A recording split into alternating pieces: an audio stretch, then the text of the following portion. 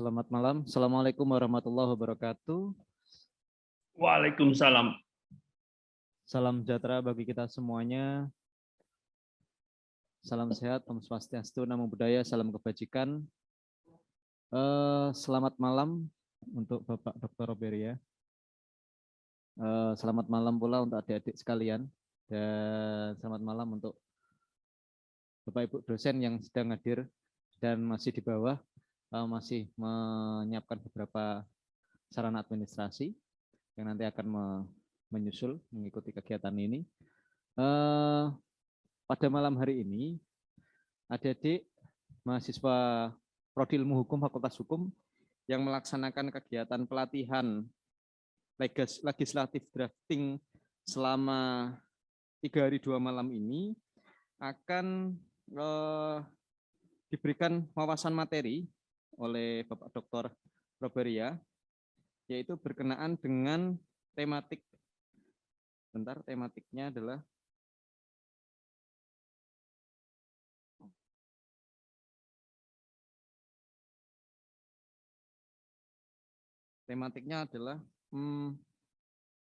teknik penyusunan peraturan perundang-undangan. Perkenalkan Bapak, nama saya Rizka Maulian Nugroho, pengajar di Fakultas Hukum Universitas Jember. Berkenaan dengan malam hari ini pula, sudah beberapa materi yang disampaikan pada pelatihan ini, yaitu kemarin oleh Bapak Dr. Bayu Dwi Anggono, berkenaan dengan proses pembentukan peraturan perundang-undangan, dilanjutkan oleh Ibu Fitri dari UI, kemudian dilanjutkan oleh Pak Hendra, kemudian juga berkenaan pada malam hari ini sangat penting adik-adik kira, karena apa? Karena beliau ini adalah salah satu orang penting yang mau tidak mau pasti berhadapan dengan harmonisasi peraturan perundang-undangan. Jadi beliau ini, Bapak Dr. Roberia ini, beliau sekarang adalah menjabat sebagai direktur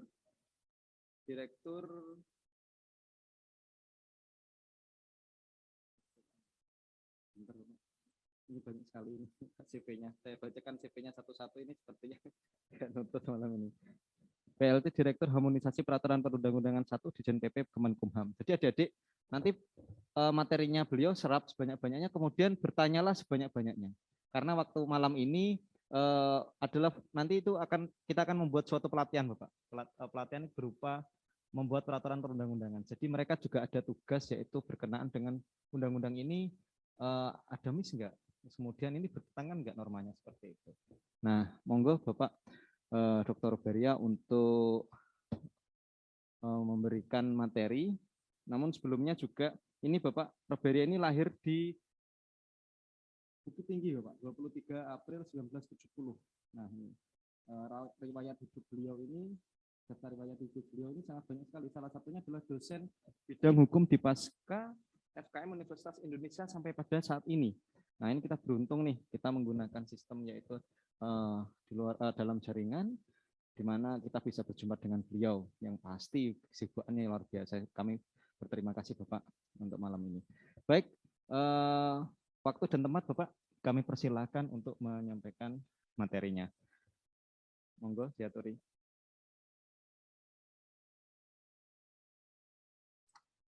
Suaranya hilang timbul, moderator. Suaranya kurang ya Bapak? Moderator tadi. Kalau suara saya jelas kah? Jangan sampai hilang timbul.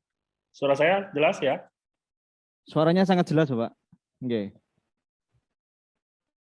Oke. Terkadang gambarnya yang tertinggal, Bapak. Oke. Oke. Yang pertama tentu saya ucap dulu kalimat yang sangat baik. Assalamualaikum warahmatullahi wabarakatuh. Waalaikumsalam warahmatullahi wabarakatuh. Buat panitia tentu terima kasih yang sebesar-besarnya saya masih dipercaya untuk berbagi dan melihat ruangan di Valo ini Jadi pertanyaan, kapan mau ke sini lagi? Nah, ini ada juga Pak Dr. Alpius, semoga Pak Dr. Alpius mendengarkan, kapan ke Palu lagi kita. Kemudian, sekali lagi kepada Dekan Fakultas Hukum Desember, saya pribadi mengucapkan terima kasih masih diberi kesempatan untuk berbuat baik. Dan kalau tadi moderator menyebut orang penting, itu berlebihan. Kita semua adalah menjadi penting, minimal bagi diri kita. Di ruang ini kan ada adik-adik mahasiswa juga. Yakin dan percayalah semua kita adalah juga orang penting bagi diri kita dan keluarga kita. Untuk itu semua, saya juga atas rasa syukur ini kita ucap alhamdulillahirrahmanirrahim. Tentu kalimat ini juga sebagai doa juga kita kepada yang menciptakan kita masih bisa diberikan kesempatan berbagi. Nah, yang saya setuju tadi dari moderator adalah nanti selesai ini tanya aja lah. Nah, masalahnya kalau bertanyanya banyak, nanti waktu juga yang memisahkan. Nah, semoga paparan saya tidak memakan waktu. Kalaupun memakan waktu, mohon diingatkan aja oleh moderator, waktu sudah mau habis. Kalau nggak nanti kebablasan saya. Oke. Nah, pada posisi kebagian dari saya adalah tugas saya untuk berbagi penyusunan norma hukum. Tentu di sesi pertama, kedua, ketiga, dan bahkan nanti juga akan ada yang mirip-mirip. Semoga apa yang saya paparkan tetap ada pembedaan. Ini saat pertama saya langsung kepada materi yang berat. Nanti di bawah-bawah ada yang agak ringan-ringan. Saya tidak lagi menjelaskan pada sisi teori peraturan perundang-undangan, tapi bagaimana kita merancang sebuah norma. Di layar, semoga bisa dilihat dengan jelas juga oleh seluruh peserta. Satu slide ini bisa menampung satu konsep pemikiran kita kalau kita ingin merancang norma. Kita mulai dari panah tentu dari bawah, tahap konseptual, dan selesai tahap konseptual, kita masuk ke tahap arsitektur, dan terakhir tahap komposisi. Sepintas pada posisi tahapan merancang norma ini, kalau kita sadari kita masih baru-baru menyusun, kita hindari perdebatan ataupun pemikiran saat kita menyusun sendiri. Misalkan bagi yang ikut pelatihan ini, dapat tugas, dapat proyek untuk merancang sebuah rancang peraturan perundang-undangan pada daerah, misalkan dalam Perda. Kalau kita sendiri sedang menyusun draft awal, jangan dulu berpikir kita langsung ke tahap komposisi. Jadi ke tahap teknik penulisannya harus sudah sesuai Undang-Undang 12, jangan dulu berpikir ke sana. Yang paling utama kita yakini terlebih dahulu tentu adalah karena kita akan menyusun huruf menjadi kata, kata menjadi kalimat, maka tahap konseptual ini yang paling utama. Nah, pada tahap konseptual, dijelaskan di layar juga, ini materi muatannya apa yang mau kita atur. Nah, sehingga tahapan ini menjadi satu cara pemahaman bagi yang ikut peserta pelatihan ini. Kalau rapat itu baru, misalkan, mulai sudah mengkritisi hal-hal teknis, nanti waktu habis persoalan teknis, padahal materi muatan atau konseptualnya belum matang atau belum mantap. Nah, di tahap konseptual, saya gambarkan dengan gambar tas. Nah, gambar tas ini, udahlah masukin aja semua apa yang terpikir, mau diatur, masukin dulu saja. Tentu dengan petunjuk, kita pahami spirit dan intent, jadi apa semangatnya yang mau kita atur, apa juga maksud yang mau kita atur. Terus kita cari informasi yang lengkap. Oh, kita udah tahu spirit dan intentnya, kita cari informasi. Kalau ini sudah ada nggak yang mengatur? Atau ini apa akibatnya, apa konsekuensinya? Terus pahami kenyataan yang ada dan perubahan yang dikehendaki. Kalau Bapak Ibu membuat norma hukum, sekali lagi kita merancang norma hukum. Nah, tentu teori soal norma sudah dijelaskan di pembicara sebelumnya. Kalau kita ingin mengatur, karena ini masih konseptual, ini apa yang membuat pembedanya? Yang sudah ada dengan perubahan yang dikehendaki dengan norma yang kita buat. Kalau malah bisa merugikan, ya nggak usah kita buat norma hukum. Tentu harus menjadi suatu yang lebih baik, karena manusia tentu tetap menginginkan yang lebih baik. Sifat dasar manusia adalah selalu ingin lebih baik, lebih baik, lebih baik. Sama juga kita buat norma. Kita buat norma adalah untuk lebih baik lagi. Dasain, dasolen, kita pahami apa yang kita pikirkan dengan apa yang nyatanya. Kemudian, ukuran dari tahap konseptual berikutnya, apakah kita sudah memikirkan atau bagaimana pengaruhnya atau dampak yang timbul dari perubahan yang dikehendaki tadi. Sehingga di tahap konseptual ini sangat berguna sekali, sangat penting sekali hasil-hasil kajian. Pada hierarki undang-undang, maka dimintalah saat menyusun RUU-nya, diminta naskah akademis. Wajib. Untuk RUU wajib naskah akademik. Sesuai lampir 1 Undang-Undang 12. Tapi untuk peraturan-peraturan di bawah RUU, di bawah undang-undang, misalkan rancangan peraturan pemerintah, rancangan peraturan presiden, rancangan peraturan menteri, rancangan peraturan daerah, rancangan peraturan daerah, saya bisa menegaskan termasuk ranperda dan ranperkada pun tidak wajib kalau baca Undang-Undang 12 dengan baik dan cermat.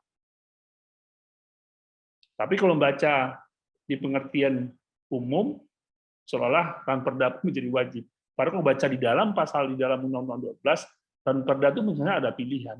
Namun dinamika kenyataan, ranperda sudah satu kesatuan dengan kebutuhan naskah akademik. Ya banyak faktor untuk itu, tapi tidak di forum ini saya jelaskan. Itu tahap konseptual, sehingga secara mudahnya saya sampaikan untuk kita merancang norma tadi, pada tahap awal sekali itu kumpulkan saja semua informasi. Jadi gambar tas saya buat. Gambar tas itu adalah, atau koper itu udah masukin aja, apa yang mau kita atur masukin aja. Sehingga dalam prakteknya, saat kita akan, karena merancang norma tadi, sesungguhnya sangat langka, manusia-manusia bisa merancang sendirian, butuh partner, butuh penyeimbang, butuh orang yang kontra juga untuk merancang norma tadi, maka di pembahasan-pembahasan awal jangan berdebat dulu persoalan rancang bangun dan komposisi atau teknik penulisan. Jangan dulu. Mau jenis hurufnya salah, mau cara menulisnya salah, segala macam, udah nggak usah pikirin dulu. Penting konseptualnya dengan kriteria tadi. Kita mengatur apa, pengaruhnya bagaimana, dampak yang timbul apa, taruh konseptual dulu, itu dulu kalau pembahasan awal. Nah, selesai tahap konseptual, kita masuk ke tahap arsitektur, rancang bangun. Artinya apa? Buat ini mahasiswa yang lagi pelatihan, persoalan kita mikirin sistematika, persoalan kita mikirin alur norma, urutan pasal, urutan bab, itu ada di tahapan yang kedua, tahapan arsitektur, rancang bangun. Kita akan menjadi mudah membuat sistematika jika tahap konseptualnya matang. Nanti kita, apalagi nih mahasiswa sekarang, katanya saya yang dapat info ada yang setuju, kalau nanti sudah lulus, sudah capek-capek bikin sistematika indah-indah di awal, udah sistematis sekali pokoknya lah urutan babnya. Begitu dibahas pasal demi pasal, ambrol semua itu. Itu akibat apa? Akibat tahap konseptualnya tidak dilalui dengan baik. Baik di sini maksudnya bukan berarti tahap arsitekturnya digabung ke tahap konseptual, tahap komposisi digabung ke tahap konseptual, bukan. Baik di dalam tahap konseptual ini adalah bahan-bahan yang akan kita jadikan sebuah norma itu sudah mantap. Kita sudah memikirkan dampak perubahannya, apa yang kita kehendaki. Nah, sehingga masuk ke tahap arsitektur, kita mulai mikirin sistematika. Kita mikirin, oh ini cocoknya outline seperti apa. Oke. izin Pak Robir ya, Dokter Pak Dokter. Ya, Eh, waktunya. karena adik-adik sepertinya ada gangguan penyorotan, mungkin bisa di-share Bapak PPT-nya agar kami share ke teman-teman atau diperbesar Bapak.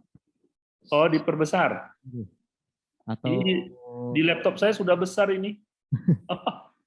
mungkin Atau teknik PPT saya belum canggih, jadi nggak bisa membesarkan ini. Emang kecil sih kelihatannya. Atau dibagi aja lah ke mahasiswa bahannya. mohon waktu untuk membagi Bapak.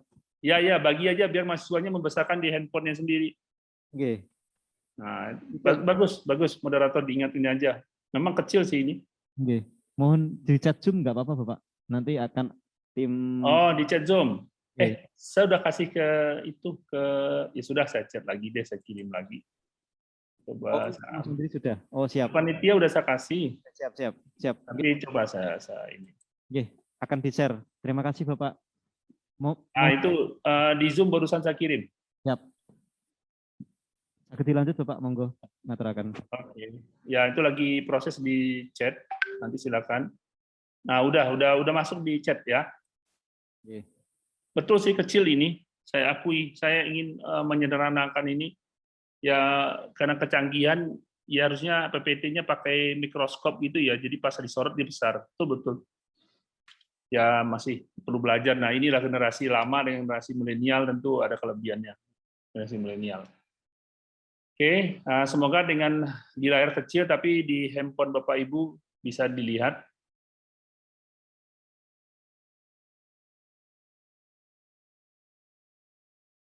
Sudah lihat ya? Bapak, sudah kami share. Terima kasih. Nah, silakan para peserta dibuka di handphone masing-masing, bisa diperbesar dengan Zoom handphonenya. Saya lanjutkan, setelah kita mencapai tahap arsitektur, di situ kita sudah mulai menjernihkan sistematika, outline, dan semua pengelompokan. Kita sudah mulai menjadikan suatu runtutan pengaturan, barulah kita finishing touch-nya. Finishing touch-nya, di sini saya gambarkan dengan gambar mikroskop yang tangan. Jadi kaca pembesar. Nah, kaca pembesar ini disinilah tahap kita benar-benar teliti. Dan proses di tahap komposisi ini disinilah kelebihan perancang itu dibutuhkan. Jadi karena perancang itu sekolahnya diklatnya lama, ada 962 jam atau hampir 3 bulan di diklat Kemenkumham, untuk bisa menjadi perancang peraturan perundang itu hanya diklatnya satu-satunya yang sah di Indonesia ini adalah diklat yang diselenggarakan oleh Kemenkumham dengan standar waktu 962 jam atau hampir 3 bulan. Nah, tahap komposisi ini yang kelebihan para perancang itu dibutuhkan. Karena dibutuhkan memang kecermatan, walaupun tahap konseptual dan arsitekturnya sudah baik, namun perlu penyempurnaan, perlu kemudian dilakukan merapi kembali tekniknya, persoalan-persoalan hal-hal lain yang termasuk bahasa penghalusan, tentu dengan kecermatan. Jangan sampai kejadian Undang-Undang Cipta Kerja yang salah rujukan pasal.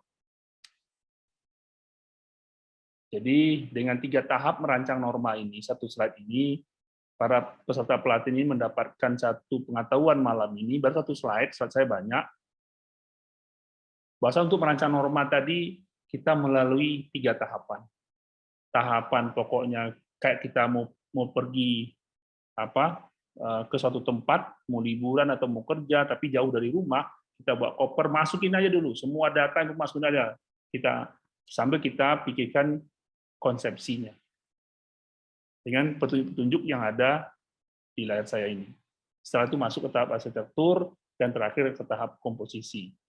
Barulah kita, di tahap komposisi ini baru terasa, yang benar-benar sudah diklat perancang, sudah lulus, ini terasa, dibutuhkan kelebihan dari JFT perancang. Bukan berarti yang tidak diklat perancang tidak pandai, tidak pintar juga, malahan bisa juga karena dia belajar otodidak. Nah, belajar otodidak, karena semua teknik penyusunan di lampiran 2 Undang-Undang 12 dari angka 1 sampai angka ratusan itu ada semua teknik itu. Tinggal mau tidak belajar otodidak atau mandiri. Tapi belajar dengan diajarkan tentu memang beda. Belajar yang otodidak dengan diajarkan tentu memang tetap ada perbedaan. Oke, nah ini untuk tahapan kita merancang sebuah norma. Ini sudah diajarkan ya, Bapak Ibu membaca norma tadi, tentu Bu Fitri sudah mengajarkan. Saya tidak mengulangi persoalan ini di kelas yang saya ajarkan juga di Eva Universitas Jember sudah saya terangin juga persoalan ini. Saya hanya menyinggung saja bahwa norma itu, sistem norma tadi tidak hanya bicara norma tunggal, tapi juga ada norma berpasangan, norma statis, norma dinamis, vertikal, horizontal, norma umum, norma individual, abstrak, ini sudah ada. Nah, kemudian kita juga sama merancang norma perlu kita taati azas pembentukan peraturan perundang-undang. Ini ada di Undang-Undang 12, cuma saya kreasikan saja yang di seperti sarang lebah itu. Nah, itu azas-azasnya, kejelasan tujuan, subjek hukum pembentuk, kesesuaian jenis, hierarki, dan materi dapat dilaksanakan daya guna, seguna, kejelasan rumusan, dan terbuka. Nah, yang paling utama adalah saya tonjolkan sekali untuk memudahkan norma yang kita buat tadi bisa laksana apa tidak. Kalau norma itu tidak bisa laksana, kita sering belajar waktu baca buku pengantar ilmu hukum, selalu kita dikasih sindiran, hanya indah di atas kertas, tapi tidak mudah dilaksanakan. Nah, azas pembentukan peraturan perundang ada di pasal 5 Undang-Undang 12, azas dapat dilaksana itu adalah salah satu azas yang memang salah satu, bukan satu-satunya, yang wajib kita taati. Jangan sampai kita membentuk norma ternyata sulit dilaksanakan atau bahkan sama sekali tidak pernah dilaksanakan. Nah, ini menjadi bahan penelitian bagi mahasiswa ini. Yakinkah semua undang-undang yang sudah dibuat sejak Indonesia merdeka sampai saat ini belum dicabut itu dilaksanakan atau bahkan sama sekali tidak pernah dilaksanakan atau ditegakkan? Kemudian azas materi muatan. Nah, pada tataran tahapan konseptual yang tadi slide saya sebelumnya, berarti kita pada posisi apa sih yang mau kita atur. Nah, begitu kita susun kata demi kata, penyusun kata demi kata juga harus kita penuhi azas materi muatan. Ada azas pengayoman, kebangsaan, kemanusiaan, keadilan, Bhinneka Tunggal Ika, keluargaan, kenusantaraan, kesamaan kedudukan dalam hukum, tentang ketertiban dan kepastian hukum, keseimbangan serasian. Yang tulisan di bawah adalah penjelasannya. Untuk lebih rincinya, Bapak Ibu tentu juga bisa baca di pasal 6 Undang-Undang 12 dan penjelasannya. Ada semua pengertian azas-azas materi muatan ini. Ini juga menjadi satu senjata terlibatnya orang berperang. Nah, Afghanistan sudah lewat berperangnya, Taliban sudah menguasai. Nah, ibaratnya orang berperang, senjata itu adalah azas pembentukan, azas materi muatan, itu menjadi satu modal untuk merancang. Kemudian juga pemahaman kita akan diskresi. Jangan sampai si perancang norma, si penyusun norma, kemudian mengagung-agungkan diskresi. Sebelum tahun 2014, sebelum Undang-Undang 30 tahun 2014, kita persoalan diskresi ini masih pada tataran ilmiah, dunia akademis, persoalan diskresi. Jawaban bisa beragam, dengan diskresi katakan, oh ini diskresi pejabatnya. Nah, sejak Undang-Undang 30 tahun 2014, saya gambarkan satu gambar yang semoga mudah memahami. Diskresi ternyata hanyalah isi sendi-sendi di antara azas yang di heksagonal ini. Jadi boleh membesar diskresi itu karena begitu banyak ruangnya, begitu banyak kekosongan hukum. Kan salah satu alasan diskresi kekosongan hukum. Nah, karena banyaknya kekosongan hukum, boleh membesar sendi itu, tapi azasnya nggak boleh hilang. Semua azas di dalam kotak heksagonal ini saya ambil dari Undang-Undang 30. Saya hanya mencoba mencari penempatan di mana diskresi itu sebenarnya. Apakah bisa diskresi itu menghilangkan azas? Kalau kita baca Undang-Undang 30, nggak bisa. Jadi sejak 2014 tidak boleh lagi seorang pejabat kemudian mengatasnamakan ini diskresi saya mengatur. Seorang kepala daerah mengatakan ini diskresi saya untuk mengatur daerah ini. Nggak bisa lagi karena Undang-Undang 30 sudah memberikan penormaan tentang diskresi tidak hanya di satu pasal, di banyak pasal. Walaupun Saya masih menemukan ada pejabat hanya satu pasal yang dibaca tentang diskresi. Diskresi itu banyak juga syaratnya. Nah, ini pemahaman bagi perancang sehingga jangan terdorong pada persoalan saat tadi pada tahapan konseptual terdorong. Oh, setelah dilihat peraturan yang ada, oh ini diskresi nih. Karena tadi diajarkan di tahapan konseptual. Lihat kenyataan saat ini dengan apa yang dikehendaki, berarti akan ada ketemu kekosongan. Nah, kekosongan itu dimaknai kosongan hukum. Nah, di kosongan ini diskresi. Jangan terjebak dengan pemahaman diskresi sebelum tahun 2014. Fresh air message yang diajarkan kepada kita yang belajar hukum, kebebasan untuk memutuskan atau kebebasan bertindak, setelah keluar Undang-Undang 30 nggak bisa lagi sepenuhnya menundukkan diri pada kaidah keilmuan atau keilmuan. Karena sudah menjadi Undang-Undang 30. Kemudian materi muatan menjadi penting dan sampai si perancang norma kemudian mengatur hal yang tidak menjadi sesuai dengan jenisnya. Jadi di dalam materi muatan ini juga ada di Undang-Undang 12, apa itu materi muatan undang-undang, Perpu, PP, Perpres. Saya tidak menjelaskan, ini harusnya ranahnya pembicara yang lain, tapi saya menyinggung saja semacam kompilasi. Termasuk juga perda dan perda provinsi dan perda kabupaten kota. Materi muatan juga ada, sudah nanti slide sudah dibaca, silakan. Nah, termasuk juga persoalan ketentuan pidana. Di mana pidana itu boleh? Jangan sampai perancang norma tidak tahu. Padahal dapat tugas, dapat proyeknya lumayan, wow, nilainya wow. Nah, jadi ladang bagi calon sarjana hukum nih. Jadi bisa wow tuh nilainya untuk merancang sebuah peraturan undang-undangan.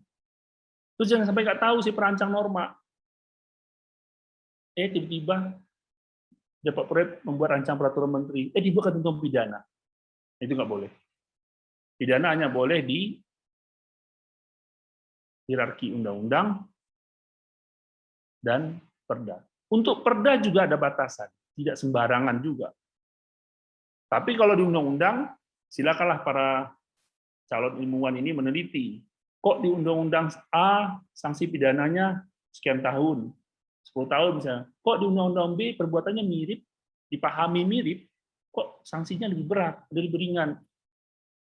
Nah, yang bisa saya sampaikan pengalaman saya, inilah dinamika si pembuat undang-undang. Karena dia punya kewenangan membuat undang-undang, tahun ini dia buat, bisa saja dia berbeda cara menghitung tahunnya saat di tahun kemarin, atau bahkan bulan kemarin keluar undang-undang yang sebelumnya. Itu dinamikanya. Satu bentuk penelitian yang menarik juga untuk bisa menggali bagi yang punya atensi terhadap aspek peraturan perundangan. Oke, nah kita masuk ke hal teknis. Untuk bisa menjadi perancang yang baik, sekali lagi, karena saya diajarkan teknik perancangan norma atau penulisan norma, teknik penulisan norma. Nah, untuk bisa mempunyai teknik yang baik, sama juga Bapak Ibu yang di ruang ini maupun yang di virtual, kalau belajar silat, saat menggunakan butuh ketenangan enggak? Kalau nggak tenang nanti yang jurusnya lurus meninju muka, karena nggak tenang, nggak kena itu. Jadi sama juga merancang utama adalah tenangkan dulu. Tenangkan pikiran, tenangkan jiwa, tenangkan raga. Bahkan bagi adik-adik mahasiswa yang masih belum lulus, pernahkah kalian merasakan membuat tugas satu alinea aja nggak kelar-kelar?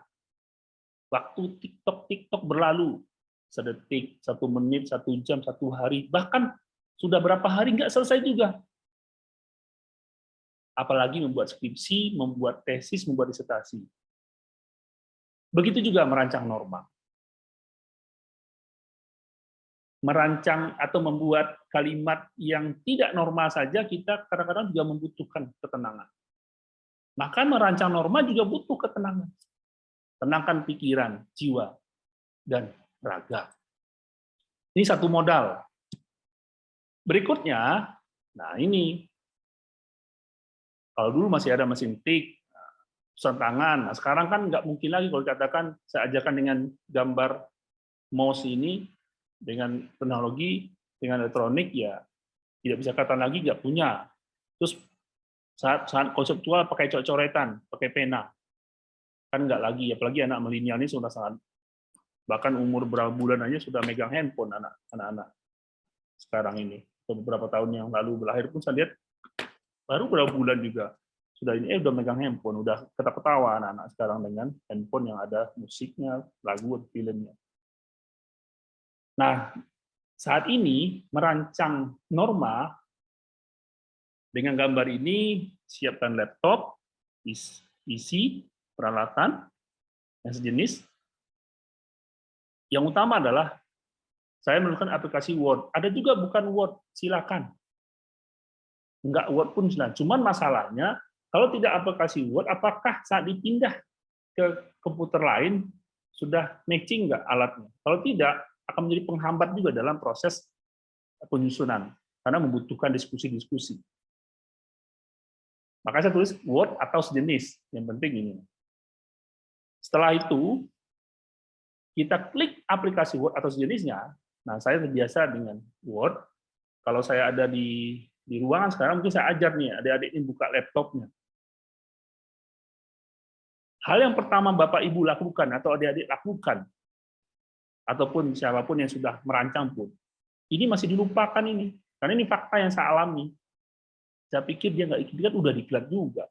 Mungkin udah lupa, karena udah kelamaan. Hal yang pertama kita lakukan adalah supaya kejujuran itu ada, integritas itu ada. Tulislah di halaman kosong itu pertama kali rancangan. Dan sering sudah selesai jadi, buat tahap komposisi pun, rancang nggak ditulis juga. Logo instansi dimunculin, logo daerah dimunculin, padahal itu belum diketok, belum ditetapkan. Nah, dalam rancangan, saya banyak meluruskan, jangan pernah kita taruh logo, jangan pernah kita taruh hal-hal yang mengundang seolah itu ada dokumen yang sudah sah. Namanya rancangan, ya sudah rancangan. Nah, kita jujur saja, rancangan. Jadi, bagi adik-adik yang baru ini, jangan mengulang yang sudah-sudah. Karena ini masih baru, ya sudah, tulis saja rancangan. Nah, adik-adik bisa nulis rancangan sudah luar biasa. Berarti sudah kemajuan luar biasa. Kadang-kadang kita kan halaman kosong itu untuk menulis satu titik aja, kalau lagi buntu, pikiran lagi ketenangannya susah. Ini mau nulis apa? Ini. Jadi tulis dulu rancangan modalnya. Tulis rancangan. Setelah tulis rancangan, select all. Select all itu mempermudah secara teknik komputernya. Kita juga ada berikutnya adalah pilihan font size, Bookman all style. Semua peserta diklat jangan membantah soal jenis huruf. Karena ini sudah ada di undang-undang. Kecuali ada di Permenkumham dibantah lah. Setelah dibantah nanti bilang ke Pak Menteri Hukum dan HAM-nya diganti. Kan Permenkumham kewenangan Pak Menteri diganti.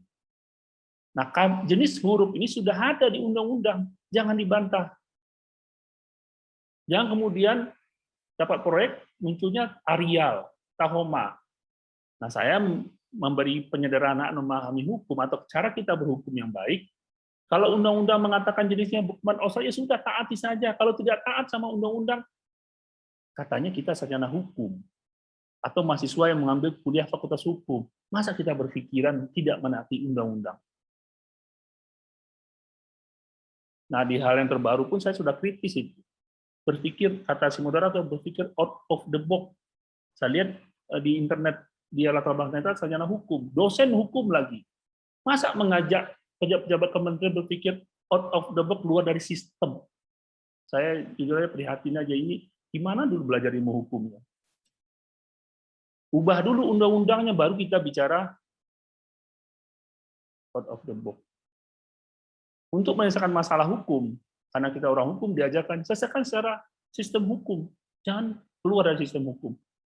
Berarti karena ada undang-undang pembentukan peraturan perundang itu ada Undang-Undang 12 2011 yang sudah diubah pertama kali Undang-Undang 15 tahun 2019. Untuk lampiran 2 tidak ada perubahan. Meskipun Undang-Undang 15 2019 lampiran 2 tidak diubah. Nah, di lampiran 2 itu sudah ada jenis huruf. Nah, itu jangan dibantah, jangan hanya masalah jenis huruf kemudian debatnya 1 jam. Terus ukurannya pun ditentukan di lampiran 2 Undang-Undang 12 juga jangan dibantah. Kan saya sudah tegaskan di slide saya lampiran 2 Undang-Undang 12. Kemudian ukuran kertas F4 itu juga ada pengaturannya. Nah, sehingga untuk menjadi perancang, walaupun saya tadi teruskan ada tahap konseptual, arsitektur, dan komposisi, nah saya masuk dulu ke tahap komposisi. Saya ngajarin tahap komposisi, bukan berarti kemudian saya dahulukan komposisi, bukan. Karena menyinggung margin, saya sampaikan. Pada tahap konseptual, adik-adik nanti saat merancang, nggak mikirin margin juga nggak apa-apa, nggak mikirin harus menjorok ke dalam, harus seperti yang di layar ini, nggak apa-apa. Pada tahap konseptual nggak masalah. Pada tahap arsitektur juga tidak ada masalah. Tapi pada tahap komposisi, merancang norma, wajib hukumnya menaati margin. Nah, tapi kalau sudah terbiasa pada format margin, kalau terbiasa merancang, daripada nanti diperbaiki, ya sudah. Kalau format saja. Tapi kalau ternyata yang adik-adik diajak membahas, kemudian ini masih awal-awal, ketemu tahap komposisinya, marginnya begini, penulisannya keliru, itu nanti aja di debat. Kejar dulu substansinya, kejar dulu materi muatannya. Tapi kalau adik-adik sendiri yang sudah diajarkan diklat dan sudah drafting, ya taati segera. Mana yang dari tahap komposisi bisa kita tarik ke bawah, ke awal. Mana yang tidak. Mana yang tidak. Itu ukuran sudah ada, itu ada Permenkumhamnya. Untuk margin itu Permenkumham. Sehingga kalau adik-adik ingin marginnya semakin besar, estetika nggak perlu ditaati lagi, tidak perlu antara batas pinggir ke huruf pertama dalam undang-undang ini tidak perlu 3,5 cm, maka adik-adik dikatin Pak Menteri Hukum dan HAM-nya. Nah, bisikan ke Pak Menteri Hukum dan HAM-nya supaya Pak Menteri Hukum dan HAM mau mengubah Permenkumham di Permenkumham 20, Jo Permenkumham 40, dan Permenkumham Pengundangan 17 sama 31.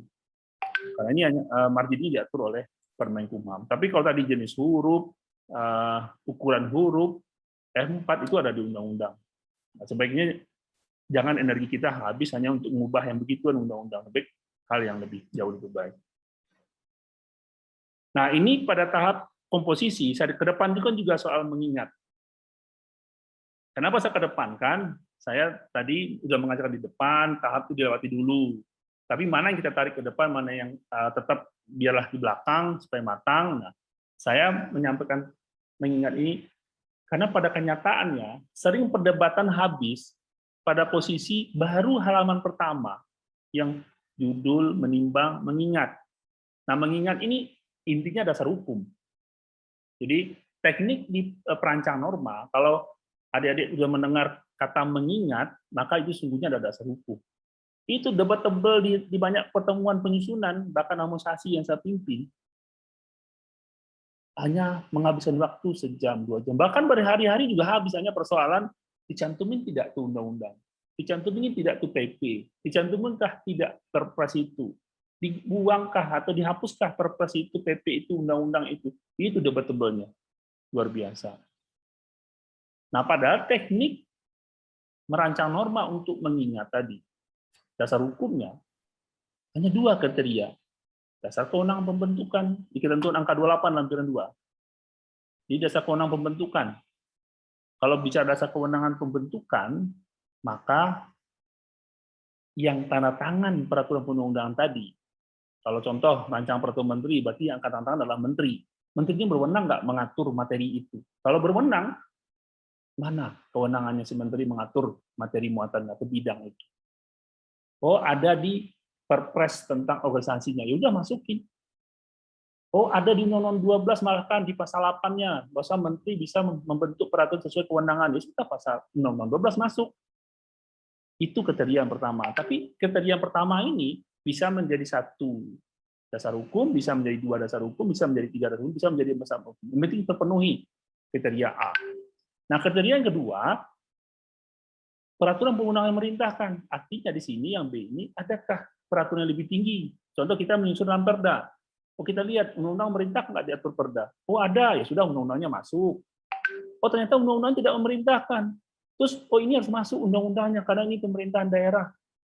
Kalau untuk undang-undang pemerintahan daerah di teknik undang-undang 12 memang masuk. Undang-undang pemerintahan daerah masuk tanpa diperintahkan pun undang-undang 12 sudah dikatakan masuk. Termasuk undang-undang pembentukan daerahnya. Itu di undang-undang 12 ada teknik itu.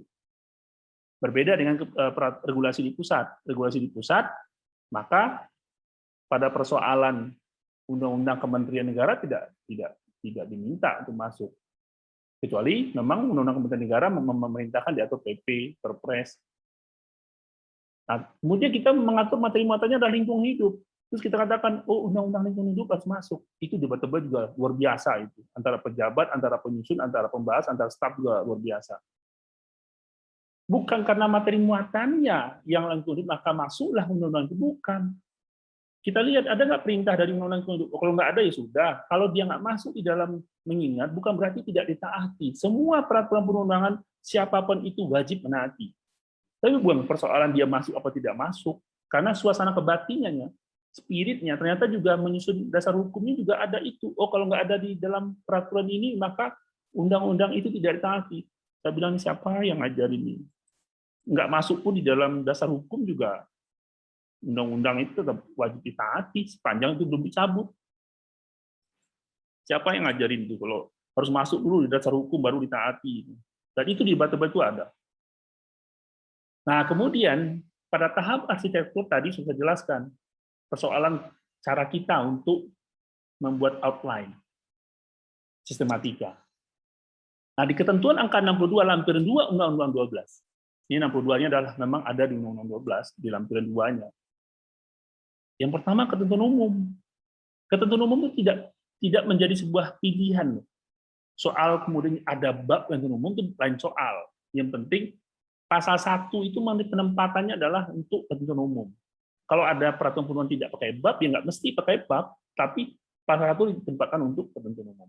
Nah, saya berjuang atas perintah Prof. Widodo Eka Jayana, banyak penertiban pertemuan dilakukan oleh beliau, luar biasa. Beliau sudah banyak menata regulasi bangsa ini. Ya, semoga ke depan tetap ada penataan-penataan lebih lanjut, tidak hanya berhenti saat Prof. Widodo.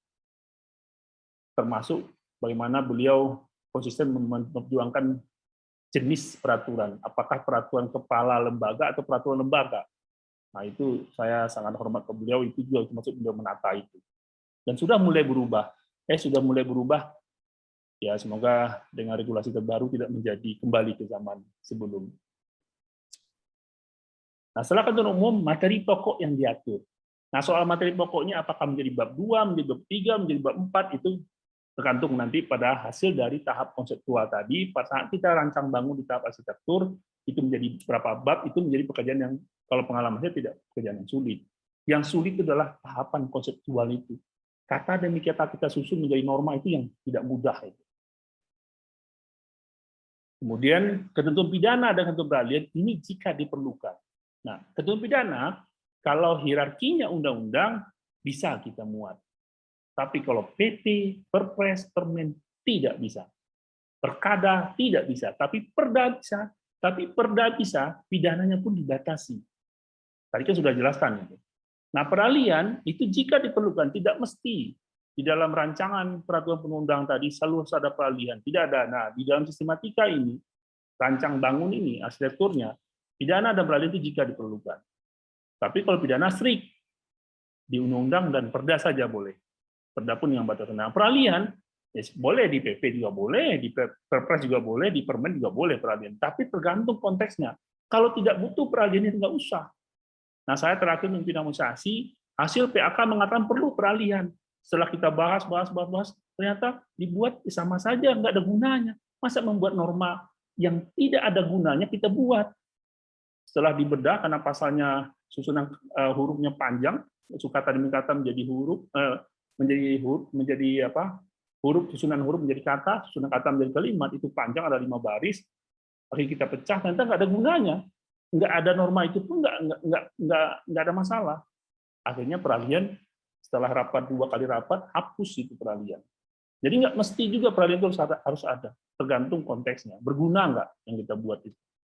Dan terakhir tentu ketentuan penutup. Ketentuan penutup itu contoh, undang-undang ini mulai berlaku pada tanggal diundang, itu ketentuan penutup. Plus ada perintah-perintah lain yang untuk itu tekniknya ada di Undang-Undang 12 juga di lampiran. Nah, teknik rincian, karena saya diminta menyusun norma, ini hal kecil, betul ini hal kecil. Saya akui hal kecil, tapi akan menjadi besar dia jika di dalam cara merancang norma di dalam sebuah rancang peraturan perundang-undangan tadi banyak tabulasi. Karena banyak tabulasi, ada inkonsistensi sistematika, inkonsistensi tabulasi itu menjadi hal besar. Itu menandakan tahap komposisi di tahap akhir tadi tidak cermat dan tidak teliti. Nah, teknik tabulasi ini sudah diajarkan di dalam Rindu Undang-Undang 12. Habis ayat itu buka kurung, tutup kurung. Setelah ayat, maka A titik, B titik, C titik. Jadi huruf setelah ayat. Setelah A titik, huruf tadi masih butuh subtabulasi lagi, maka 1 titik, bukan 1 kurung. Nah, masih banyak kesalahan itulah setelah huruf itu adalah 1 tutup kurung. Padahal 1 tutup kurung itu subtabulasi yang keempat. Nah, terus pilihan dan kalau operator normanya untuk dan atau itu selalu di satu tingkat sebelum yang terakhir. Ini karena ini contohnya hanya 3, seolah ini tengah-tengah. Bapak Ibu yang baru belajar, jangan melihat pada ini, contohnya kan tengah-tengah itu. Bukan. Rumusnya adalah, formulanya adalah, kalau untuk pilihan operator normal dan atau itu, kumulatif, alternatif, atau kumulatif dan atau alternatif, sebenarnya adalah satu tingkat sebelum yang terakhir. Jadi kalau dia ada 4, A, B, C, D, maka pilihan dan itu taruhnya adalah di C, satu tingkat sebelum D. Kalau dia ada 5, A, B, C, D, E, maka dan itu satu tingkat sebelum E. Itu rumusnya. Jangan karena contoh di Undang-Undang 12, itu ada berdebat itu. Itulah kalau tidak ikut diklat, itu pelatihan perancang, debatnya menghabiskan waktu. Oh itu contoh Undang-Undang 12 tengah-tengah, katanya, karena contohnya cuma 3, jadi seolah tengah-tengah. Itu teknik yang dibilang kecil saya terima, tapi akan menjadi besar juga, menjadi masalah besar juga. Nah, untuk ketentuan umum masih ada PR negara ini, Kumham, di JNPP, harmonisasi atau pengundangan masih ada PR untuk meluruskan kembali teknik penyusunan di ketentuan umum. Jadi kalau adik-adik temukan, bahkan dosen di ruang ini menemukan ada peraturan perundangan menteri paling terakhir. Saya sampai berdebat, ini pengalaman saya, kenapa itu paling terakhir pimpinan rapat? Oh ini menteri ini yang melaksanakan peraturan ini. Saya ini siapa lagi yang ngajarin begitu tuh? Jadi kalau ada menteri paling terakhir di pasal 1 itu, jadi pasal 1 dalam peraturan pemerintah ini yang dimaksud dengan detik 2, 1, 2, 3, 4, ada 10 pengertian kan? Nah ditaruh itu di terakhir itu menteri. Terjemahan di lapangan bahasa menteri itu yang berwenang menegakkan peraturan itu. Saya langsung bilang dalam hati sih, astagfirullah, ini siapa lagi yang ngajarin kok bisa begini kesesatnya. Jadi kalau ada menteri di pasal 1, menteri itu yang berwenang menegakkan. Yang berwenang menegakkan ya kalau memang itu adalah pidana ya polisi. Kalau itu perda ya Satpol PP, bukan menteri itu. Makanya bingung lagi ya gimana caranya menerangkannya. Nah, ketentuan 109 di dalam Rindu Undang-Undang 12 sudah menjelaskan bagaimana kita mengurutkan ketentuan umum. Memang ini butuh latihan. Saya menjelaskan adik-adik yang belum mengalami menyusun rancangan akan bingung. Ini yang dijelasin Pak Ruberia, saya belum nyambung. Ya, tapi makanya kembali saya kasih rumus tadi, yang penting konseptualnya dulu matang dulu lah. Nah, ini hal di tahap komposisi. Tahap komposisi kita latihkan lagi, dan ini masih menjadi PR. Jadi kalau adik-adik masih menemukan sampai hari ini ada peraturan perundang-undangan yang paling terakhir itu adalah menteri, ya itulah bentuk-bentuk kita belum menaati undang-undang. Karena lampiran 2 Undang-Undang 12 itulah satu kesatuan yang tidak terpisahkan dari batang tubuh. Jadi lampiran juga adalah norma hukum yang wajib ditaati. Oke, masih ada PR. Kemudian saat kita merancang norma, kita berpikir bahwasanya kita perlu mendelegasikan, karena mungkin kita atur semua di sini. Nah, di dalam angka 213 lampiran 2 Undang-Undang 12 dan angka berikutnya 214 lampiran 2 Undang-Undang 12, bagi adik-adik yang baru mempelajari Undang-Undang 12, bahkan baru mempelajari ilmu peraturan perundang-undangan, akan bingung dengan ketentuan norma hukum di 213 dan 214 lampiran 2 Undang-Undang 12. Ini boleh apa tidak ya? Mendelegasikan ke CPT Madya. Jadi di 213 tidak boleh, di 214 boleh. Saya pernah berdebat dulu, masih baru-baru selesai diklat. Berdebat 213 214 ini, termasuk saya masih belum di Kumham ketika itu, berdebat juga dengan perancang di Kumham. Nah, kalau kita tidak cermat, makanya tahap komposisi itu tahap kecermatan. Kalau sebenarnya rumus untuk berhukum yang baik itu cermat saja. Bagi saya pengalaman cermat aja dulu modalnya udah. Baca dengan teliti. Kalau baca dengan teliti, maka 213 214 itu ada pembedanya. Yang tidak boleh itu adalah di 213 ada frasa kewenangan mengatur. Dan frasa kewenangan mengatur tidak ada di 214. Sehingga yang tidak boleh didelegasikan ke JPT Madya atau calon 1 itu adalah kewenangan mengatur. Sehingga peraturan Dirjen Pajak ditertibkan juga oleh Kumham di bawah komando Prof. Widodo itu menertibkan dengan tegas sehingga per Dirjen Pajak tidak lagi, sudah diangkat sekarang menjadi Permenkyu. Dan itu adalah bagi saya adalah hasil yang luar biasa kemajuan penataan regulasi kita. Kalau dulu saya masih kuliah S1 saja, bahkan waktu masih S2 juga masih ada tuh per Dirjen Pajak keluar. Nah, sekarang tidak boleh lagi. Kalau ingin ditaati oleh semua rakyat ini, akan ada kena pajak penghasilan, ya buat dalam bentuk peraturan Menteri Keuangan, karena itulah yang akan berlaku umum. Nah, teori apa itu peraturan perundang kan tidak di posisi saya mengajarkan, saya sudah pada teknik penyusunan. Nah, sehingga yang sudah masuk ke materi saya sudah paham itu apa itu peraturan perundang-undang. Jadi saat merancang norma jangan sampai kita mendelegasikan yang tidak berhak. Kalau mendelegasikan yang tidak berhak, hati-hati, maka melanggar azas subjek hukum pembentuk. Subjek hukum pembentuknya itu adalah di dalam azas materi muatan pada posisi dia harus jelas, dia berwenang nggak mengatur. Kalau nggak berwenang ya jangan. Kemudian di 214 ternyata boleh diberikan pendelegasian. Yang utama, yang penting bukan kewenangan mengatur. Kalau melaksanakan ya boleh, dengan ketentuan 214, delegasikan ke eselon 2, bahkan di daerah kan eselon 2. Sekda itu di kabupaten kota adalah eselon 2. Kalau di provinsi baru eselon 1 sekda itu. Nah, sehingga eselon 2, CPT Pratama, itu boleh melaksanakan, kita atur norma yang dia melaksanakan. Tapi bukan dia mengatur. Beda, melaksanakan dan mengatur itu berbeda. Nah, si perancang norma harus bisa membedakan mana yang kita dikasih kewenangan melaksanakan atau mengatur. Kemudian ini juga sering dilanggar dalam merancang norma. Sudah dijelaskan di dalam Lampin 2 Undang-Undang 12. Teknik mengutip kembali itu nggak boleh. Hindari itu teknik mengutip kembali itu. Kecuali sebagai pengantar. Kemudian saya bingung. Pernah ada konsultasi, saya belum di Kumham, datanglah satu daerah ke Kementerian Lama, menyusun sistem kesehatan daerah. Begitu saya pelajari dan perdanya, itu sudah ada di SKN, di Perpres 72 2012 tentang sistem kesehatan nasional. Daerahnya buat sistem kesehatan daerah yang 70%-nya mengcopy paste SKN. Terus alasan mereka, ini sebagai pengantar. Masa pengantar lebih besar daripada yang ini? Kalau pengantar itu, contoh, ada kegiatan yang memberikan kata sambutan atau pengantar, dia habis waktu 3 jam kata pengantar kata sambutan. Ayo acaranya menjadi efektif efisien apa tidak? Nah, sama juga kita merancang norma. Masa 70% dari seluruhan isi sebuah rancangan peraturan itu disebut pengantar. Padahal teknik mengutip kembali itu dihindari. Kalau sudah diatur di lebih tinggi, nggak usah kita atur lagi. Juga ada perspektif yang memikirkan, kita atur aja, karena rakyat mengatasnamakan rakyat. Biar rakyat mudah membaca. Daripada buka permen ini, buka perpres ini, buka PP ini.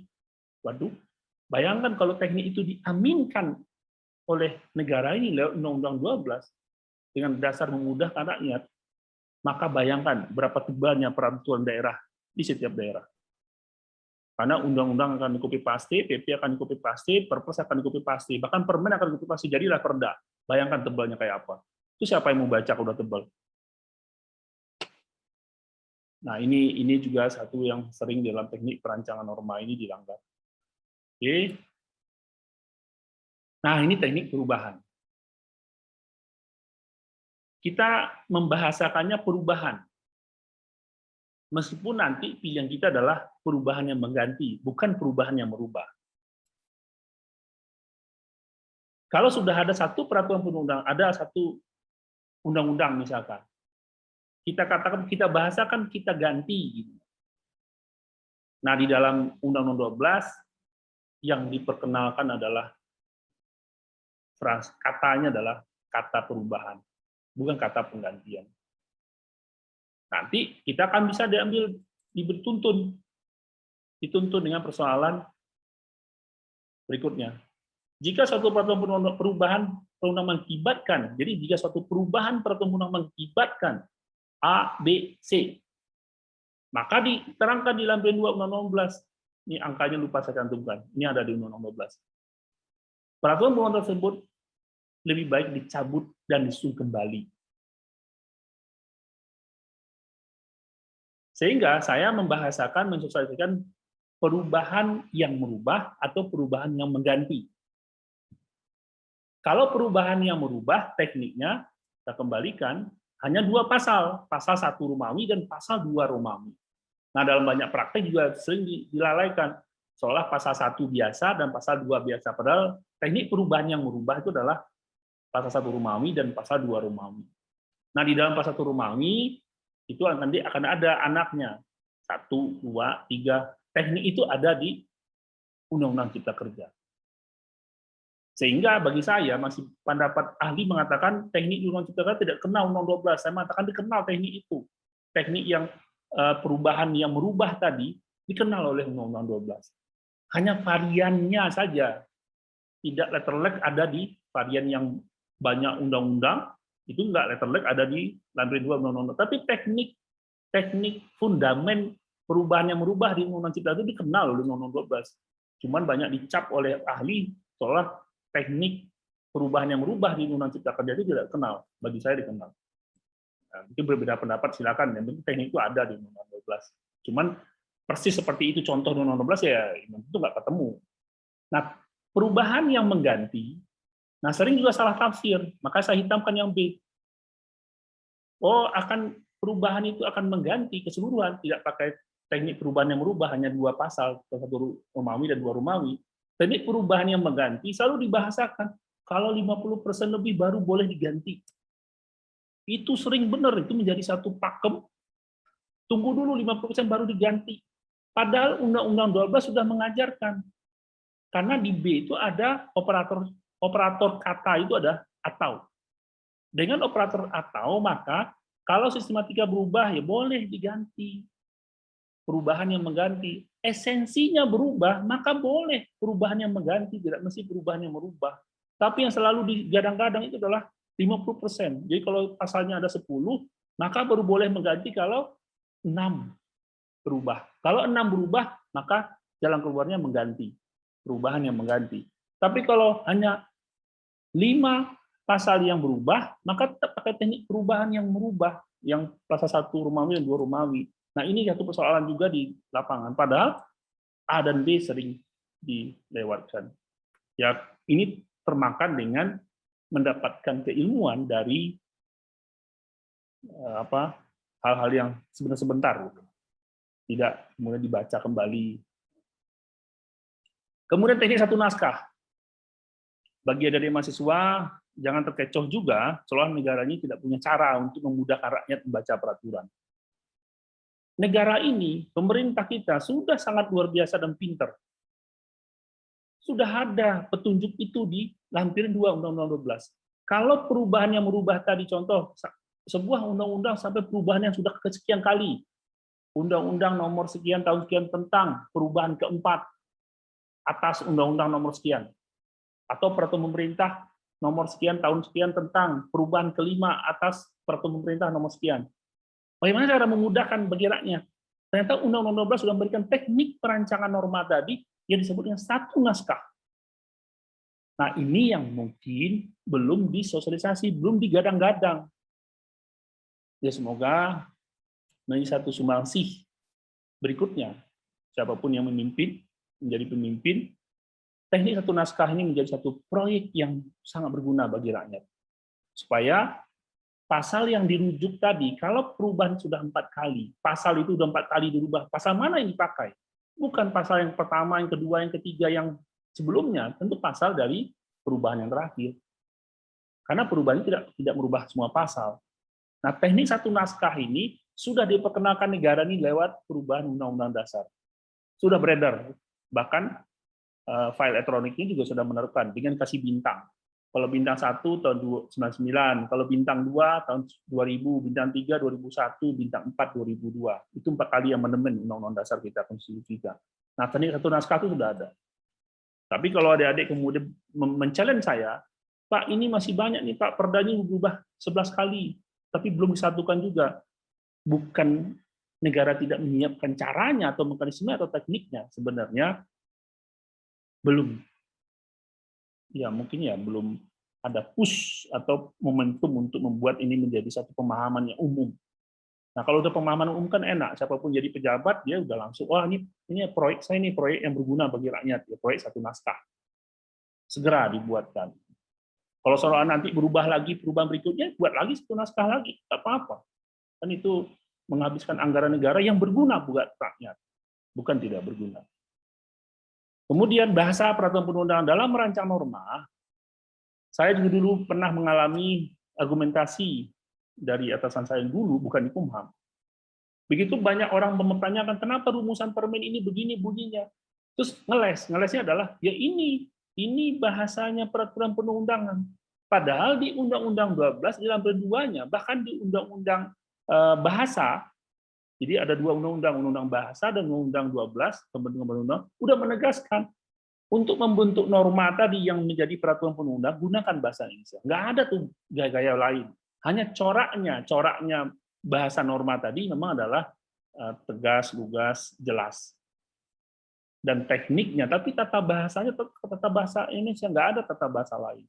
Jangan disamakan, oh bahasa perjanjian di notaris sampai kalau titik di tengah-tengah baris maka dikasih belakangnya titik kan pola begitu notaris. Silakan notaris, tapi bahasa peraturan perundang tidak boleh berargumentasi. Begitu tidak paham orang atas sebuah norma tadi, berarti kita harusnya menjadi belajar atas kekurangan kita membuat peraturan, bagaimana untuk lebih baik supaya tidak menjadi tafsir atau multitafsir atau menjadi mudah dipahami banyak orang. Tegas, jelas, singkat, mudah dimengerti, sudah dijelaskan. Nah, saya menjelaskan satu posisi yang tegas. Kalau adik-adik merumuskan norma misalkan pada minuman keras, setiap orang dilarang meminum minuman keras. Pertanyaan hukumnya, es batu itu keras bukan? Keras. Berarti kalau ada anak kecil yang suka es batu, bahkan es krim yang keras, berarti dia harus dihukum karena dia melanggar peraturan. Kan di sini dikatakan harus memberikan kejelasan yang jangan sampai membuat orang menafsirkan lain. Jadi adik-adik rumuskan norma seperti ini. Setiap orang dilarang meminum minuman keras. Itu normalnya dan sudah jadi peraturan. Misalnya jadi Perda Kabupaten Jember misalkan. Pasal 10, setiap orang dilarang minuman keras. Terus bisa nggak dikenakan pasal itu ke anak kecil yang minum es batu? Bisa, orang keras. Nah, di dalam teknik menorma hindari yang itu. Kalau maksudnya minuman keras itu bahasa sosiologi hukumnya, minum keras itu sebagai bahasa yang mudah diterima rakyat, tapi sungguhnya secara ilmiahnya adalah minuman yang mengandung alkohol, tapi kalau minuman mengandung kepanjangan, nah, orang pahamnya minuman keras, karena efeknya keras. Ya sudah, berarti cara kita menormakan, kita tidak boleh mengikuti apa yang ada di tengah-tengah masyarakat dipahami. Karena dampak hukumnya bahaya. Sehingga perlu kita perbaiki. Yang kita larang itu apa? Minuman beralkohol atau minuman yang keras? Nah, karena yang dipahami adalah minuman beralkohol, ya kita suka, makanya kita buat normanya setiap orang dilarang meminum minuman yang mengandung alkohol atau minuman beralkohol. Baru RUU saja udah heboh kan? Ada RUU minuman beralkohol sudah heboh itu. Apalagi kita buat norma. Nah, ini sudah ada teknik merancang norma. Kemudian juga diajarkan teknik kita jangka waktu itu paling lama, paling singkat, batas waktu paling cepat, paling lambat, jumlah uang paling banyak, paling sedikit dipakai, kalau non-uang paling tinggi dan paling rendah. Dan adik-adik nanti akan ketemu saat merancang. Ini nggak masuk ke paling tinggi. Kan di sini non-uang paling tinggi, paling rendah. Kayaknya nggak pas ini. Jadi kalau adik-adik masih menemukan sekurang-kurangnya, terus kemudian muncul kalimat yang tidak ada di lampiran 2, memang inilah dinamika, nah ini satu bentuk perlu penyempurnaan lampiran 2. Iya, kalau itu satu iya, karena ada yang tidak pas dengan paling tinggi dan paling rendah untuk kalimat konteks itu. Tapi kalau untuk jumlah uang sudah pas, itu nggak boleh diubah lagi, paling banyak, paling sedikit. Batas waktunya kalau itu sudah ada juga. Nah, ini juga teknik merancang norma yang masih banyak keliru. Jika, dalam hal, atau apabila, ini masih keliru. Kapan kita gunakan apabila, kapan kita gunakan jika, kapan kita gunakan dalam hal. Satu petunjuknya di dalam lampiran 2 Undang-Undang 12, tegas normanya. Kalau mengandung waktu, pilihannya adalah apabila. Kalau kita menggunakan norma yang mengandai, jadi norma ke depan, norma yang progresif. Jadi rumusan norma yang progresif tadi, karena pengandaian, maka kalau mengandung waktu kalimat itu, maka pilihan kata yang dipakai adalah apabila. Nah, tinggallah pada posisi jika dengan dalam hal itu sering bolak-balik. Kalau kausalitas, kalau ada nggak paham kausalitas, ya penyebabnya karena maka, jadi dihukum karena nggak masuk, jadi dipecat kenapa nggak masuk 2 hari kerja nggak masuk, maka jadi kalau dibuat pegawai nggak masuk 2 kali kerja itu dipecat, maka kita pakai kata jika karena kausalitasnya. Jika pegawai tidak masuk 2 hari kerja dan tidak mempunyai alasan yang sah, maka pegawai yang bersangkutan diberhentikan. Itu norma untuk menggunakan kata jika, karena maka. Kalau kemungkinan maka, itu dalam hal. Tapi sering bolak-balik. Tapi kalau untuk waktu, mengandung waktu, tidak ada pilihan. Apabila. Nah, malah terbalik juga. Kata apabila digunakan untuk hal yang pola kausalitas, yang karena maka, dan kemungkinan maka. Itu dibolak-balik juga. Ini ada di Undang-Undang 12 juga. Nah, kemudian kita sholat dan atau. Pengalaman buat adik-adik, dan atau, kemudian pilihannya adalah dan garis miring atau, itu bukan hal yang kecil. Sering di dalam proses penegakan normanya menjadi hambatan. Kalau kita salah penempatan, kita ambil dan, atau kita ambil atau. Kalau dan, maka A, B, C sudah pasti wajib ditaati, dipenuhi terlebih dahulu. Baru orang itu bisa dihukum. Kalau diambil atau, berarti salah satu. Kalau kita ambil operator normanya adalah dan atau, maka penegakannya yang mana kita pilih? Maka pernah diskusi dan atau ini juga habis 3 jam untuk mendiskusikan ini. Juga pernah habis, karena konteksnya memang tidak mudah. Jadi konseptualnya tidak mudah. Terus yang lain silakan, sudah ada saya jelaskan, wajib dan harus. Terakhir, terima kasih telah mendengar presentasi ini, semoga bermanfaat, semoga apa yang disampaikan, dijelaskan, berguna, dan semoga tidak ada pertanyaan, karena sudah jam 20.14. Saya tutup, Pak Moderator, kayaknya udah pernah ngantuk, walaupun saya tidak melihat di ruangan, tapi suasananya udah ngantuk. Assalamualaikum warahmatullahi wabarakatuh. Waalaikumsalam warahmatullahi wabarakatuh. Terima kasih Bapak Dr. Peri atas materinya.